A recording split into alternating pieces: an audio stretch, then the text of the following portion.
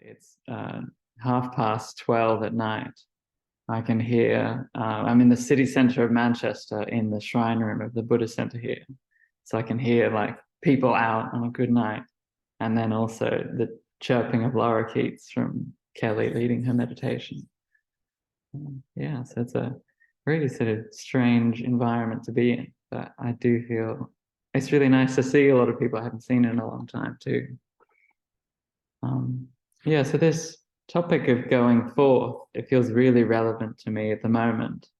I am a wanderer at the moment, I suppose.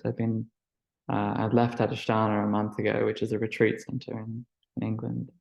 And I've been going to different sorts of places. I've been to some sort of wilderness areas, camping for a while, and also some cities and visiting friends. But I thought I would draw out some different qualities of going forth. I hope to, at least. So I thought I'd start right, I guess, in a very basic place or a historical place, and that's the story of the Buddha, or rather, the man called Siddhartha Gautama, who lived 2,500 years ago in India. So many of you probably have heard this story before, but it's his story of renunciation, of giving up the worldly life and going in search of something else, going in search of truth, going in search of beauty, or moving towards something which he probably couldn't have imagined the end result of.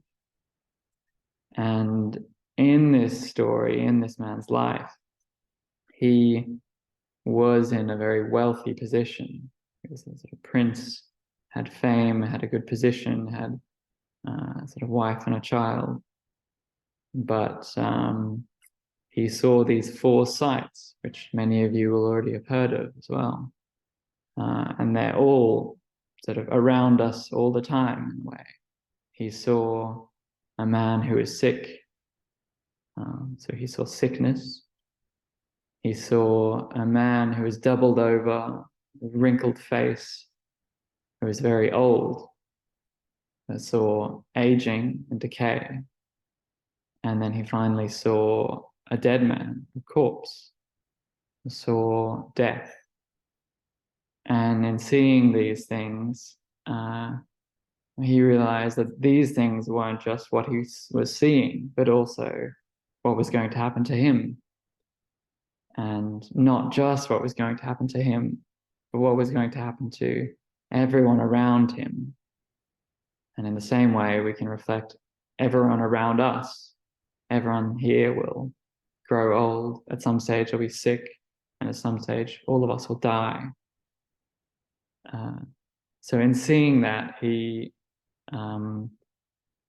I suppose there's a sort of disillusion that comes from that. There's a disillusion with the world or with worldly life.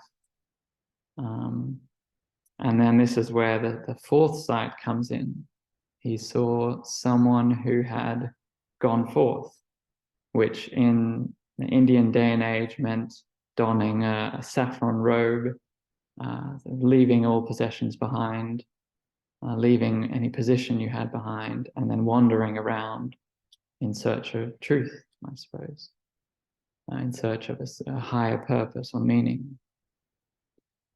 And he saw this person not just as someone in a yellow robe who decided to do this, but someone who seemed to have a radiant quality to them, seemed to have some beauty or something else that he hadn't seen before.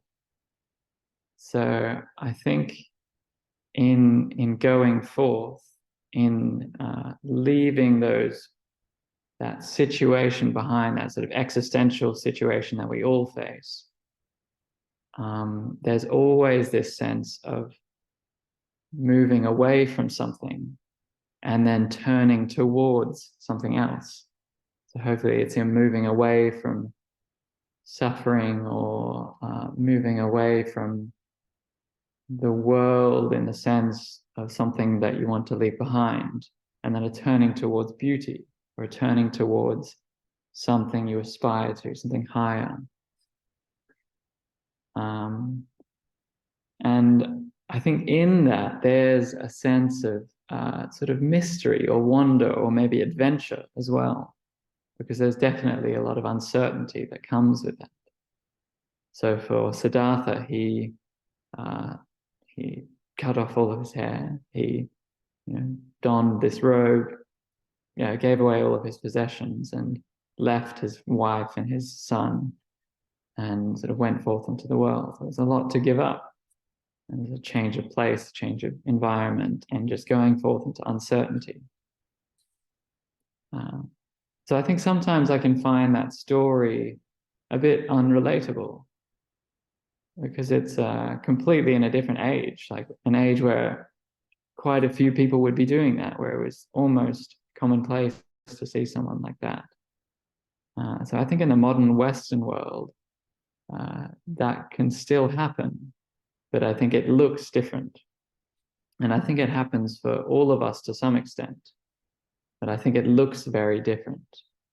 So in talking about this, I wanted to look at the sort of drastic, large scale going forth, and then also the sort of going forth on a day-to-day level.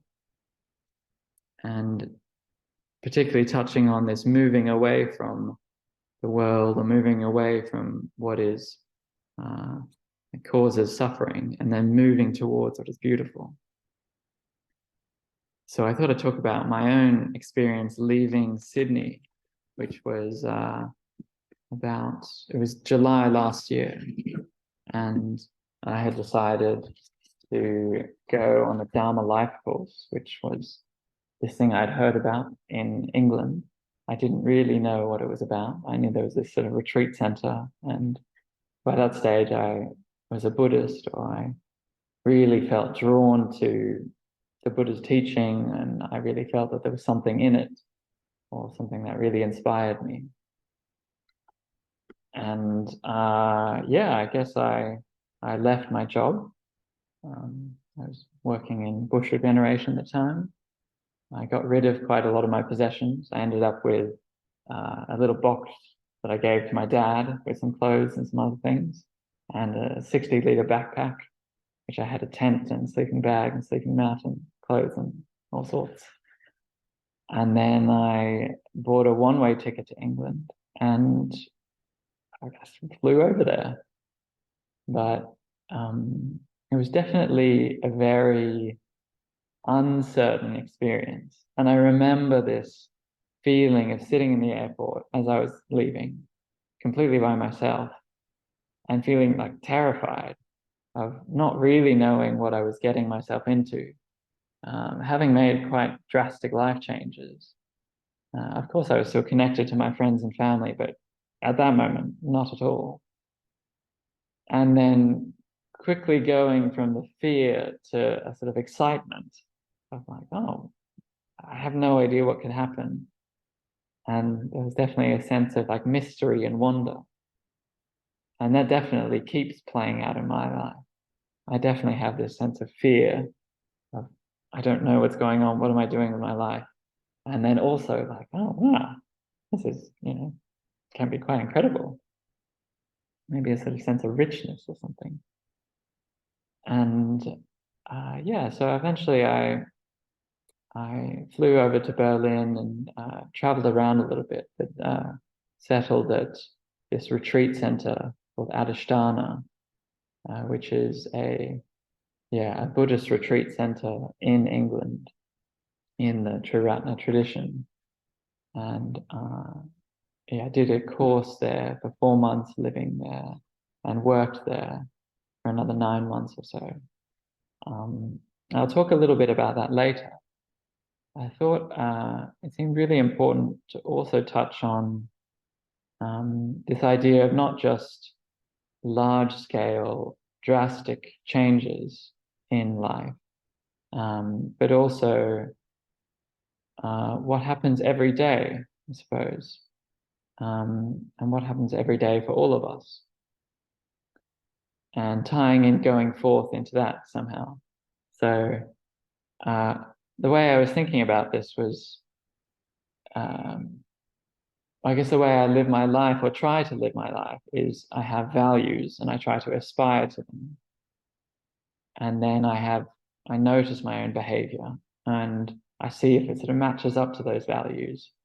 And hopefully I try to change in a way which moves towards those values. So for me, I think I most resonate with, probably with love, with a sense of connectedness with other people, with a sense of sort of mutual thinking of everyone being in the same situation, everyone having their own struggles and difficulties in life, and everyone being able to change in a positive way, able to move towards contentment and joy. And if I'm able to be in a way which is most in line with that value of love, so sometimes that's acting with kindness, sometimes that's maybe really listening to someone or taking someone in, having a difficult time, or even just being sort of honest with myself when I'm talking to someone. I think those are all ways of connecting with love. So I think, and then there are times when I notice the reality of what I do. Sometimes I don't do that. Sometimes I speak harshly to people, or don't really take people into account when I talk to them. Or something I particularly thought about when I was reflecting on this talk was, I definitely have a sense of like self-criticism that comes up, and not just helpful criticism of like, oh, maybe I could prepare a bit more for this talk, or when I'm cooking, like do this or this, but a criticism which is more negative towards myself, which is putting myself down, or sometimes thinking of myself as like unworthy or not worthy of love. And I think those thoughts can come up and then be oftentimes quite subtle, and obviously they've been a part of my experience for a long time. But I'm slowly starting to notice when this happens, and that this causes a sort of negative spiral in myself. I can become more down, or just a bit. I lose a certain vitality in my life when these thoughts become more and more part of my experience. So I thought, in the sense of going forth, you can also go forth from negative states of mind. I think this is something that I try to do as much as I can every day, is when I notice something that comes up, like I have a thought of negativity towards myself, I'm sort of unkind to myself. I really try to acknowledge that it's happened, to reflect on whether it is unkind or whether it is just sort of criticism, which is sort of valid, and then go forth from it. And I think there's an aspect of this which can be quite decisive, which can be quite strong. It's a sense of, oh, this is something which leads to suffering for me. This is something which leads to me feeling disconnected to people. I don't want to do this. And a sense of, I'm going to put this to one side, or sort of let this go. A very sort of conscious and decisive move that, oh, this doesn't need to be a part of my life. I can exist without these self-critical thoughts, which definitely doesn't work all the time. I have a lot of moments of, engaging with these thoughts, of just being overwhelmed as well. But I think that's a practice that we can all do. And I think we can all do it in regards to our own values as well. So, and then I think, I'll talk a bit about Adhisthana as well. So, in this sense of moving towards something, opposed to moving away from something else. I think definitely when I left Australia and when I moved to England, I didn't know really what I was getting myself into, or what Adhisthana was, or what living at a retreat center would be like, or what working full-time there would be like as well. And those are all mysteries and uncertainties that I've just sort of, I've experienced over time. But I thought I'd give you a sense of what it's like there, because I think it's one of the most interesting places I've ever been. And it's definitely quite special to me, at least. So it is in the Herefordshire countryside, which looks a bit like Hobbiton from Lord of the Rings. It's got these like rolling hills and lots of hedgerows with little tiny laneways where you drive your car through. And then Adhisthana itself is this sort of 5 or 6 building complex, hidden away with sort of woods on most of the sides. It used to be a school for autistic children, and it's since been sort of renovated and rebuilt and refurbished. And now there's 23 people living there, and they run retreats for a whole bunch of different people. And they run sort of meetings and gatherings for this Buddhist movement. And so most of the people who live there work doing physical things like cooking, cleaning, admin, all of that sort of stuff, like maintaining a large set of buildings. But yeah, it has a certain magic to it, I would say. It's got some really lovely, like old oak trees, which have been there for quite a while, and a nice garden with flowers. But I think the sense of magic or wonder or something comes from probably from the people there, and the knowledge that there have been people there for 10 years now, probably thousands or tens of thousands of people who've come there on retreats and for other purposes. And most of them, or the intention of them has been quite noble or good, is, to develop themselves in a way in line with love, I suppose, towards enlightenment, towards wisdom, towards kindness. And so having all of those people before me being there, and before the people I know who are there, gives this sense of sort of a wonder or mystery, or something you can't quite put your finger on, but is a bit like tangible in the air. And the people who've lived there for quite a long time, they've been practicing Buddhist for up to 40 years, I think. They're also a bit sort of special in a way, or like odd in a very nice way. There's a guy called Sangadeva, who Ryan's probably talked about quite a lot. He's this like older 50 or 60-year-old dude who, I guess he's the gardener officially, but I feel like he's got these two sides to him. He's got this sort of almost like relentless work ethic. I think most weeks he works 7 days a week in the garden, like cutting down trees and making room for other things and replanting and weeding. And yeah, it's just sort of completely his own steam engine. It's like a wonder to behold. And then, so he's very focused, very determined, quite like a bit intimidating, really. And then he can sort of turn around and look at you and have this sort of goofy, angelic grin, and then give you a hug. And yeah, it's sort of odd and lovely at the same time.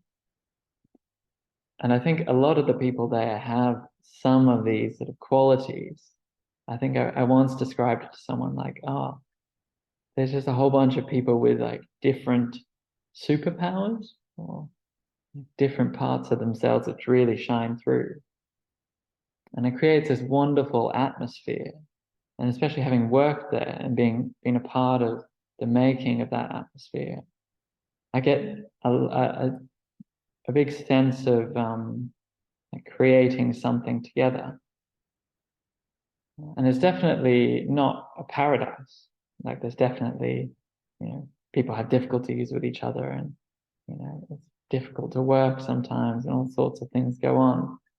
But I would say it's one of the most special places I've ever been to. So to tie this back in with going forth,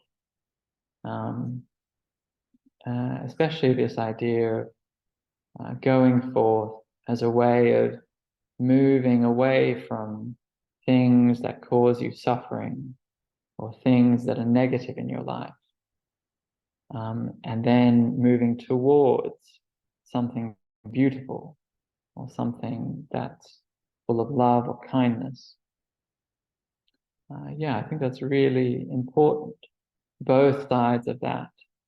And if you're intent on living a life which is in search of something more, or in search of sort of aspiring to higher values, I think it's really important to keep this practice alive of, I guess, of reflection mainly, of thinking about what things in your life at the moment you can go forth from, and what are you moving towards, and really being clear about that, really being clear on your values and what moves you, what you find beautiful, and then looking yourself in the mirror, looking at your own behaviors and thinking, what in my life do I want to move away from? What is, actually negative for myself and for those around me?